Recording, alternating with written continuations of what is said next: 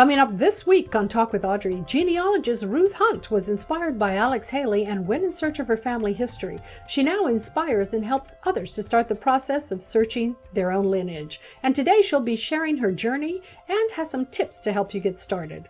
It's all coming up this week on Talk with Audrey. Insightful, intelligent, and inspiring conversations and information to help you improve the quality of your life. This is Talk with Audrey. Welcome back. Inspired by Alex Haley's movie Roots, more people have made the decision to trace their lineage to learn more about their ancestors.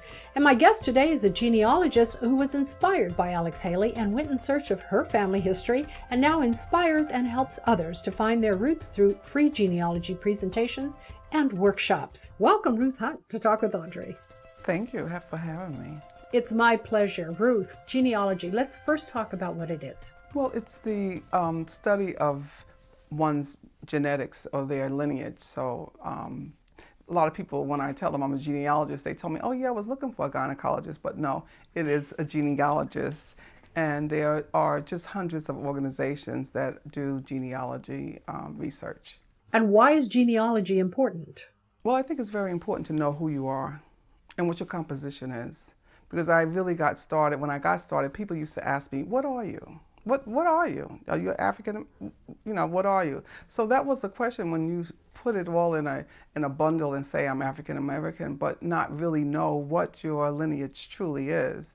So I have Cherokee Native American ancestry. I have African ancestry, and I'm able to research back to know that I'm Scottish, German, Irish. So it's been quite a mix. Quite a mix. How did you develop this interest in genealogy? Was it through your own search for your lineage? Well, of course. Well, when I saw the movie, this miniseries with Alex Haley, I was really struck by his ability to be able to trace back to Africa.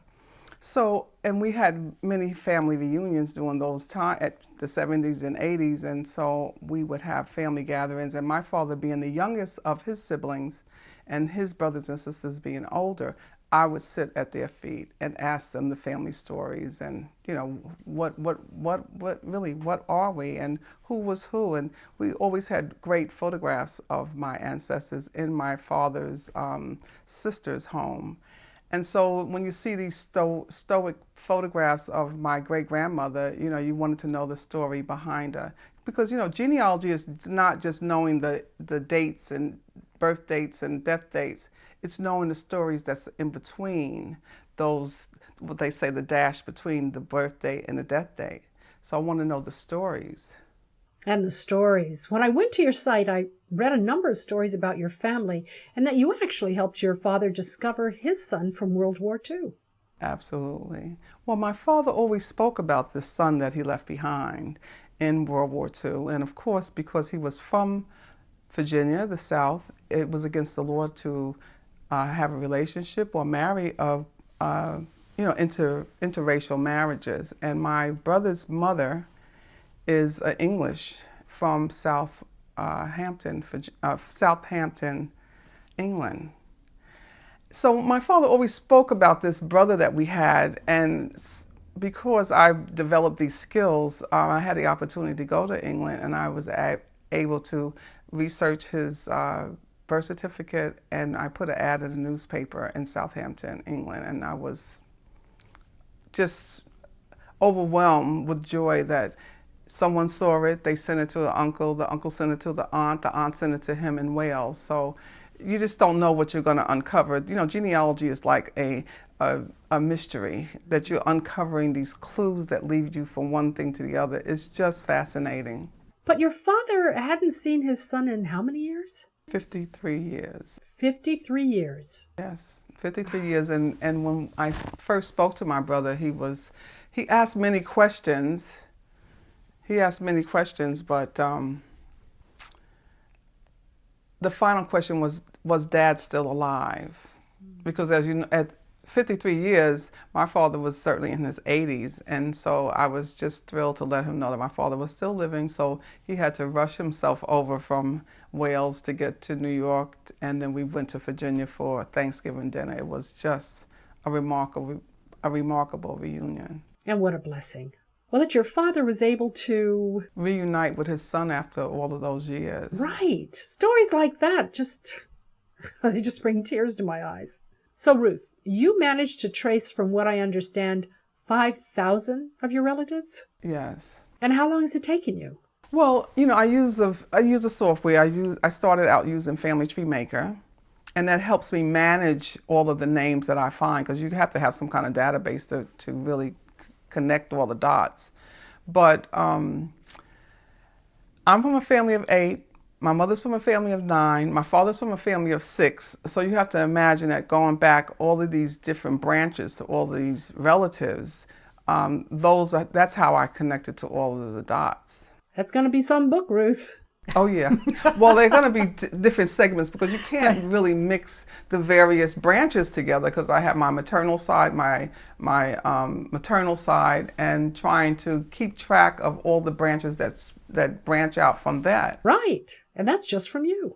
Well, have you also included your brothers and sisters and their siblings and so on? I mean, were they included in this search? They're part of the 5,000. Okay. So because they, whoever they married, their children are now a part of another, which not necessarily being on my line, but their parents or let's say my sister's husband, his family. I might put a little bit about him, but I'm not going to go in detail about that. That's for my niece for them to do. And I'm really right now looking to see who's presenting to me that they're going to carry on this work that I've done.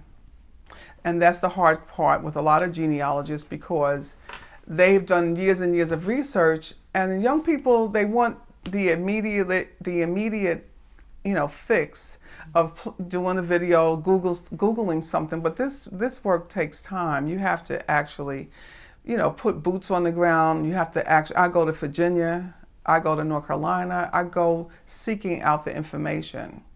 Because as you know, people of color, they weren't actually documented until 1870. Mm-hmm. After the Civil War, then they were included in the census records. And the census records, they do give us a lot of information. So anything beyond that, for people of color, because we weren't documented, it takes a lot of skill and connection to your lineage, to your roots. Because many of us have the information, but we don't realize we have the information. So, as I said, 1870 began the census records. Beyond that, and how I've been able to get back to, I'm on 1600s on one of my branches, but on my mother's side, they have a family Bible. The family Bible that my great-grandfather, that was his Bible, it documents him being born in 1834.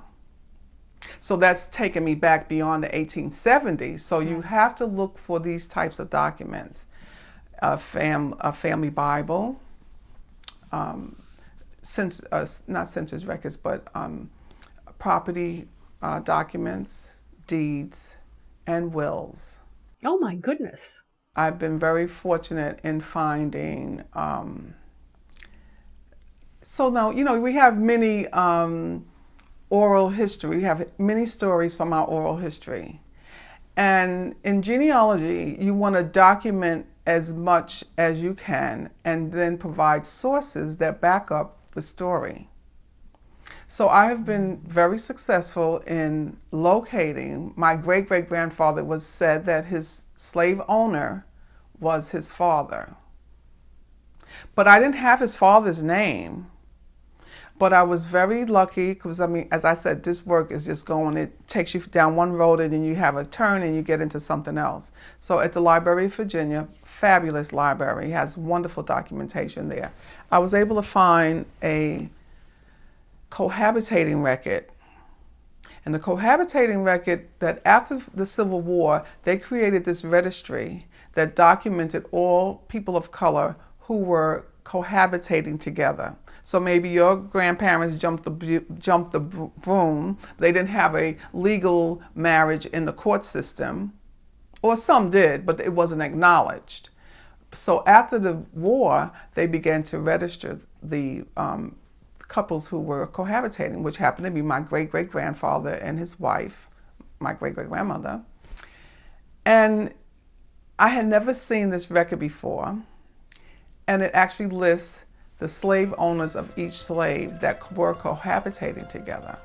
Who even knew that? That they cohabitated and that there was such a thing as a record of cohabitation versus a marriage license. These are things that are really important to know if you're searching for your lineage. Exactly. Wow. My guest is genealogist Ruth Hunt. We'll be right back. I'd like to invite you to follow Talk with Audrey on Twitter and on Facebook. Simply visit talkwithaudrey.com, where you can also sign up for my free weekly newsletter and for access to exclusive web content and information about upcoming shows. Visit talkwithaudrey.com. Welcome back. My guest is genealogist Ruth Hunt. Before the break, we were talking about some of the types of information that could be helpful to get a complete family history. And Ruth, one was a record of cohabitation versus a marriage license. So it lists the slave owner, and it lists some of the children, but the librarian in the Library of Virginia, he immediately went and got the will of the slave owner. And in this will, my great-grandfather is listed in the will. So that's a source that backs up what your finds. Yes. And it was just remarkable because now I know that the slave owner is my great-great-great-grandfather, and now I began to research his lineage, which is still my lineage. Yes. So it's quite interesting. They were Scottish. And your great-great-great-grandfather is the one who wrote the book? No, that's on my maternal side. That's a whole nother story. Oh my goodness. So you sort of hit a gold mine in terms of the information that you were able to gather to complete your family tree. Exactly. Well, you're speaking of the Chancellor family, or you're Yes, speaking the of Chancellor the family. Chancellor family? Mm-hmm. Oh my goodness, that's just a marvelous story. And actually, I'm writing a book about that story as well. So I had a great uncle who wrote this book in 1939 about he being the grandson of Catherine Chancellor. Catherine Chancellor was a German. She was a granddaughter of a German immigrant. So the Chancellors came to this country in 1749, and they came to York, Pennsylvania, a German community there, and then they went to North Carolina. So they were very involved with the abolitionists, and so they were very lenient, so they said, with the slave. And Catherine, being one of 5 daughters of Conrad, she had 4 children by the slave. And so this story was actually documented by my great uncle. But he didn't really speak about Catherine's real story, in that I'm a daughter of the American Revolution based on the Chancellor family, because I'm able to trace my ancestry back to the 1700s with the Chancellor family. And Catherine left the white community once she had her first mulatto child. Mm. And then she had 4 others. So there was clearly a relationship here with his name was Appius, the slave. And they said for that time, he was very well spoken, and he took great care to his hair. This is what my great uncle wrote. And so she had these 4 children, and she separated herself from the white community because she knew she would be ostracized because she had mulatto children. Right. And they left North Carolina and went to Tennessee. So I began researching it because it was just fascinating. I didn't grow up with that story. My grandmother, her father died when she was 3, so she didn't grow up with the stories. So I had to uncover this. And what an amazing job you did in uncovering that information. We're going to take a break. And when we come back, some tips from Ruth to help you trace your family lineage after this.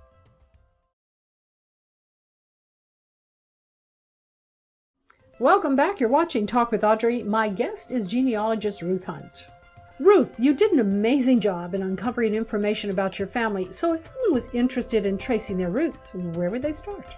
Well, I would suggest you start with yourself, because you have to know yourself first, who your parents are. And I actually, on my website, I have a chart that you can look at and start to fill in that information for yourself, of starting with yourself, and then you put your parents, your parents' names, and then their parents, and then their parents' parents. So the tree begins to expand as you go back another generation. So that's where you start. And you want to fill in the information that you know first, and you might ask your mother or your father or some older relatives. I also suggest that you do contact the oldest living relative, because most of those people have the stories that go along with the dates, with the birth dates and the death dates and the marriage dates, because those are the key. That's the key information that you put on your ancestry chart: the birth date, the death date, the marriage date, where you were born, where someone expired, and where they got married, because that information will also give you a wealth of information. So if you have your birth certificate says who your mother and father are. When you get your parents' birth certificate, it's going to say who their mother and father were. And then the marriage certificate is going to say who their mother and father was and where they were born. So that's how you look at those documents, give you more information, and it helps you get back another generation. And that's what really helped me a lot with my genealogy. The things that I didn't know, I was able to go, like when my parents retired, I'm first generation born in New York. My parents retired back to Virginia, and my godparents retired back to the town that my father's mother came from. So when I would go visit them, I would go to the county clerk's office and I would look for marriage certificates or some kind of record. And when I get one marriage certificate for my grandmother, it said who her mother and father was. So then I would look for their marriage, because most people from these small southern states, everybody is born in the same town. So most likely your grandparents are going to be in the same town, and you're going to find both sides of the relatives, unless they came together later on as people begin to migrate. So my grandmother's from Tennessee, my grandfather's from Virginia, but close by. So I'm really researching Virginia, North Carolina, and Tennessee. That's where my roots come from. And 5,000 extensions. Oh my goodness, that's... Yeah, still, I just find it fascinating. So did you at any point run into any resistance when you asked for information? Because I understand that not everyone and everything that you find in your family tree is going to be wonderful. We hope it is, but, sometimes. So certainly my mother being a Southerner, don't let the neighbors hear, or don't, they're very conscious about what the neighbors know. I mean, today, in this world that we live in today, everything is informational and everybody knows everybody's information. You can go on the internet and find out everything about whomever you're interested in. But in those days, or back in this, no one wanted anyone to know anything. I mean, people didn't talk about their experiences or their grandparents or slavery, of those types of stories, because they didn't want to remember, because we did come from difficult times, especially during Jim Crow era and so forth. So I have an aunt who, she had children out of wedlock, and so that was a taboo back in those days. And when I was asking her, inquiring about the Bible, she got very guarded, and she really didn't want me to have the Bibles or look in the Bibles. I don't know, people have secrets that they want to hide. And then as a result of that, it hinders you from doing the real serious work of genealogy work, of just knowing, because, we need to write our stories. We don't know our stories, and with the generation the way they're going today, there just seems like a lot of interest in when we say people of color, we helped build this country, how did we help build the country? What did your grandparents do? I mean, my great uncle was a wielder. My grandfather, I hate to say it, my grandfather was born in 1874. It just seems like so ancient, but he was a barber. All of his brothers were barbers, and they dressed in just, you know, fabulous three-piece suits with white jackets. I mean, their shoes were dusty because they had dirt, you know, dirt roads, but that was a profession. It was a respected profession. And so people need to tell their stories and know what contributions that our ancestors played in the building of America. And not to be ashamed of the contributions and the backstory, because it's all The very fiber of America, and it's something to be proud of. right. Exactly. And to say that we were resilient and that we're here to tell the story, that's the blessing, that we're here to tell the stories. We are indeed. So Ruth, I know that a lot of people are going to go online and do their research, and there are probably more than a few people watching who've already started to discover their roots. And knowing that you can do it right from where you are with what you have, I think is important. Well, can you give us 3 or so tips for starting the search and making that search a fruitful one? I think number one, it's very important to have your family tree, to begin the process of just, when I give a workshop, I give them in pencil, just start to write down who your people are, your mother, father, grandparents on both sides. And even if you don't know, the success of me finding my brother in England, it tells you that it could be done. Who would have thought that someone may be out there looking for you if you don't know who your father is? But even if your mother doesn't, because I got so many stories that we wouldn't have time for me to tell you all the stories, but there were many people who their parents told them their father was dead, and then they actually found them later on in life because they didn't want to tell the real story, because these secrets keep people from being together. But I suggest that you write it down. Even if your parents are not living, find out where did they come from. Who are their neighbors? Who were the friends of the families? Because the friends of the families, they know. The one that you call an Aunt May, who was your mother's best friend, who may not be here now, but she has the stories. Or the aunties that knew the family, they know the stories. So you want to write down what you know, but what you don't know, you need to go to the older people or people who knew your family to ask them questions. Because I gave a lecture at Bellevue, and this woman went to Jamaica, and she actually, the father was living on the next block in Harlem, but she didn't know all this time, was a friend of the family, but she found out that was actually her father. Well, that had to have been an eye-opening experience for her. But I also think that you can research at home.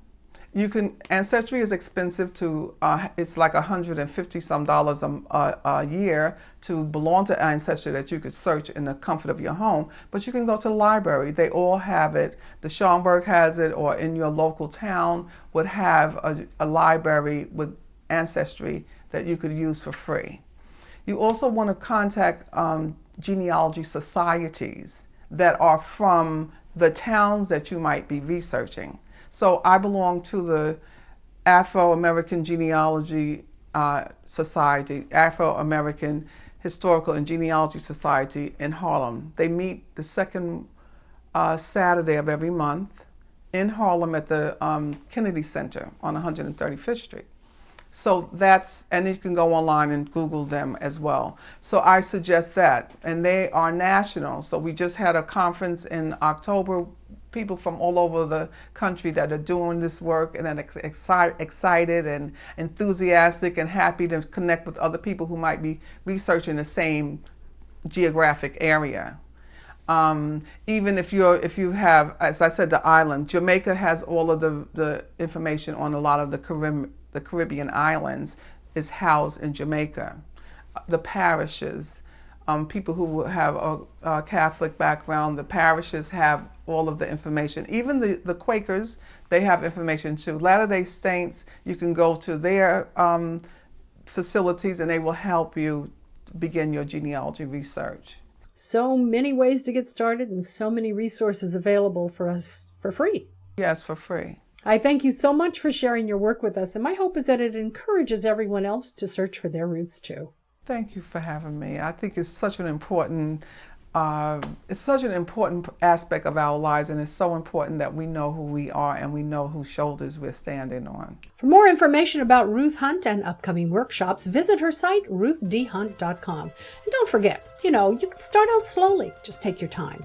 And I'm sure it's going to take time, and you might meet with some resistance, but persevere. And that's it for this week's show. I'm Audrey Adams. We'll see you right here next week for more insightful, intelligent, and inspiring conversations and information.